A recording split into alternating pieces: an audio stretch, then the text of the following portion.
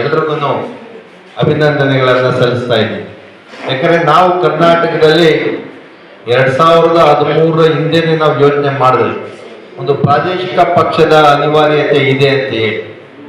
ನಾವು ಬೆಂಗಳೂರಿನಲ್ಲಿ ಒಬ್ಬ ದೊಡ್ಡ ಒಂದು ಪ್ಯಾಲೇಸ್ ಗ್ರೌಂಡ್ ಅಲ್ಲಿ ಸಮಾವೇಶವನ್ನ ಮಾಡಿ 13ರಲ್ಲಿ ಒಂದು ಪ್ರಾದೇಶಿಕ ಪಕ್ಷ ಆಗಬೇಕು. ಯಾಕಂದ್ರೆ ಜನತಾದಳ ಏನ್ ಸೆಕ್ಯುಲರ್ ಇದೆ ಅದು ಸೆಕ್ಯುಲರ್ ಆಗಿ ಉಳಿದಿಲ್ಲ, ಅದೊಂದು ಕುಟುಂಬ ರಾಜಕಾರಣದಲ್ಲಿ ಸಿಕ್ಕಾಕೊಂಡಿದೆ.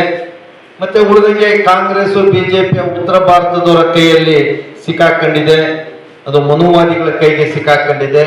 ಆ ಕಾರಣಕ್ಕೋಸ್ಕರ ರೈತರು, ಕನ್ನಡ ಪರ ಹೋರಾಟಗಾರರು, ದಲಿತ ಚಳುವಳಿಯ ಹೋರಾಟಗಾರರು, ಧಾರ್ಮಿಕ ಅಲ್ಪಸಂಖ್ಯಾತರು ನಾವೆಲ್ಲರೂ ಸೇರಿ ಒಂದು ಪ್ರಾದೇಶಿಕ ಪಕ್ಷವನ್ನ ಮಾಡಬೇಕು ಅಂತೇಳಿ ಸಾಕಷ್ಟು ಪ್ರಯತ್ನಗಳನ್ನು ಮಾಡಿದ್ವಿ. ಆದ್ರೆ ಇವತ್ತು ಅದು ಕೂಡಿ ಬಂದಿದೆ. 26 ಒಳಗಾಗಿ ಕೋಡಳ್ಳಿ ಸರ್ ಅವರು ಮತ್ತು CM ಇಬ್ರಾಹಿಂ ಸರ್ ಮತ್ತೆ ವೇದಿಕೆ ಮೇಲೆ ಯಾರ್ಯಾರಿದ್ದಾರೆ, ಗೋಪಿನಾಥ್ ಸಾರು, ಮಾರ್ಸಲ್ಲ ಮುನಿಯಪ್ಪ, ನಾವೆಲ್ಲರ ನಾಯಕತ್ವದಲ್ಲಿ ಒಂದು ಬೃಹತ್ತಾದಂತ ಒಂದು ಸಮಾವೇಶವನ್ನ ಮಾಡಿ ಇದನ್ನ ಲಾಂಚ್ ಮಾಡ್ತಕ್ಕಂಥ ಕೆಲಸವನ್ನ ನೀವು ಅತಿ ಶೀಘ್ರದಲ್ಲೇ ನಾವು ಮಾಡ್ತೀರಿ. ಹಾಗಾಗಿ ನೀವೇನು ಅದಕ್ಕೆ ಪತ್ರ ಕೂಡ ಬಂದಿಲ್ಲ, ಕೊಟ್ಟಿಲ್ಲ ಯಾವುದೇ ಸರ್ಕಾರ. ಅದೇ ತರ 10 ಲಕ್ಷ ಮನೆಗೆ 94C ಮತ್ತು CC ಕೊಡಬೇಕು, ಆ ಪತ್ರ ಕೂಡ ಕೊಟ್ಟಿಲ್ಲ. ಇವತ್ತು ಯಾವುದೇ ಪೊಲೀಸ್ ಸ್ಟೇಷನ್ಗೆ ಬಡವರು ಹೋಗಕ್ಕಾಗಲ್ಲ, ತಾಲೂಕು DCS ಹೋಗಕ್ಕಾಗಲ್ಲ. ಯಾಕಂದ್ರೆ ಒಬ್ಬೊಬ್ಬ ತಾಲೂಕು DC AC ಗಳು 1 ಕೋಟಿ ಕೊಡ್ತಾರೆ, ತಹಸೀಲ್ದಾರ್ DC AC 25 ಕೋಟಿ ಕೊಡ್ತಾರೆ, DC 50 ಕೋಟಿ ಕೊಡ್ತಾರೆ.